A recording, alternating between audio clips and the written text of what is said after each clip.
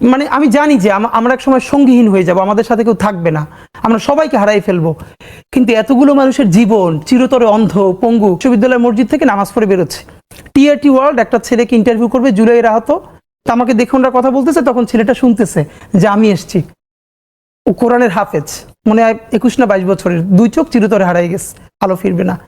তো আমার কাঁধে হাত রেখে বললো কি যে হাদি ভাই, আমার সপ্তাহখানেকের জন্য আমার একটা চোখে একটু আলো ফিরিয়ে দেওয়া যায়। আমি বললাম ভাই 1 সপ্তাহের জন্য কেন?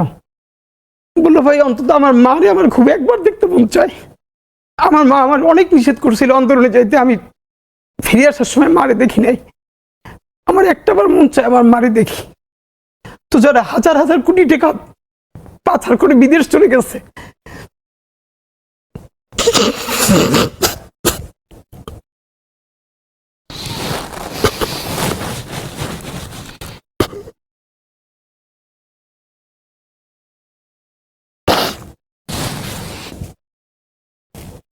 সরি ভাই, মানে আমি জানি যে আমরা এক সময় সঙ্গীহীন হয়ে যাব, আমাদের সাথে কেউ থাকবে না, আমরা সবাইকে হারাই ফেলবো, কিন্তু এতগুলো মানুষের জীবন চিরতরে অন্ধ পঙ্গু। বিশ্ববিদ্যালয় মসজিদ থেকে নামাজ পড়ে বেরোচ্ছে, টিআরটি ওয়ার্ল্ড একটা ছেলেকে ইন্টারভিউ করবে, জুলাই আহত, তা আমাকে দেখে ওনারা কথা বলতেছে, তখন ছেলেটা শুনতেছে যে আমি এসছি, ও কোরআনের হাফেজ, মনে হয় 21 না 22 বছরের, 2 চোখ চিরতরে হারাই গেছে, আলো ফিরবে না।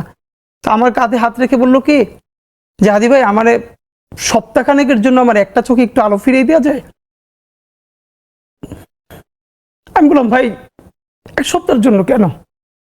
বললো ভাই অন্তত আমার মারে আমার খুব একবার দেখতে মন চায়, আমার মা আমার অনেক নিষেধ করছিল আন্দোলনে যাইতে, আমি ফিরে আসার সময় মারে দেখি নাই, আমার একটাবার মন চায় আমার মারে দেখি। তো যারা হাজার হাজার কোটি টাকা পাচার করে বিদেশ চলে গেছে,